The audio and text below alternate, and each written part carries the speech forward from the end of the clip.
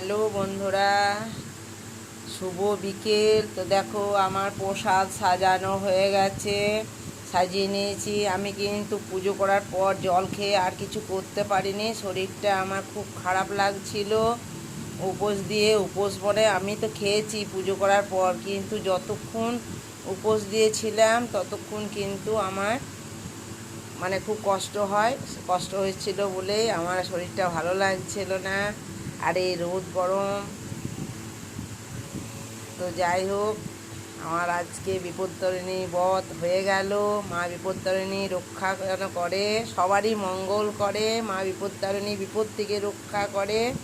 তো দেখো আমি পানটা দিয়ে কেন এমনি করছি বলো তো, আর বলো না। দেখো সামনে ফ্যানটা আছে, ফ্যান দিয়েছি, তবু কিন্তু খুব মাছি বসছে। আরে কাঁঠাল আর আমের এই দুটোতে খুব মাছি আসে, সেই জন্যে আমি একটু পানটা দিয়েই দেখো পান পাখা করছি যাতে মাছিগুলো না বসে। ঢাকা দিয়ে দেবো, একটু পরে দিয়ে আসবো যাদেরকে দেবো আর কি। সেগুলো সাজানো হয়ে গেল, আস্তে আস্তে সাজালাম। ভাবছিলাম উঠতে পারবো না, শরীরটা এত খারাপ লাগছিল। যাই হোক, মা বিপত্তারিণী তো আছেন বিপদ থেকে রক্ষা করার জন্য, এত চিন্তা কিসের। তো যাই হোক, আমার সাজানো গোছানো হয়ে গেছে। তো এবার আমি প্রসাদগুলো দিতে যাব একটু পরে।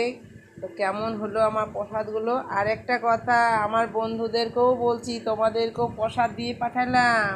এই দেখো, এটাই কিন্তু তোমরা মাথায় তুলে একটু ঠেকিয়ে নেবে, ঠিক আছে বন্ধুরা? তাহলে এখানেই রাখছি, আর পানটা ঢাকা দিয়ে দিচ্ছি। তো ঠিক আছে, এখানেই রাখি। জয় মা বিপত্তারিণীর জয়।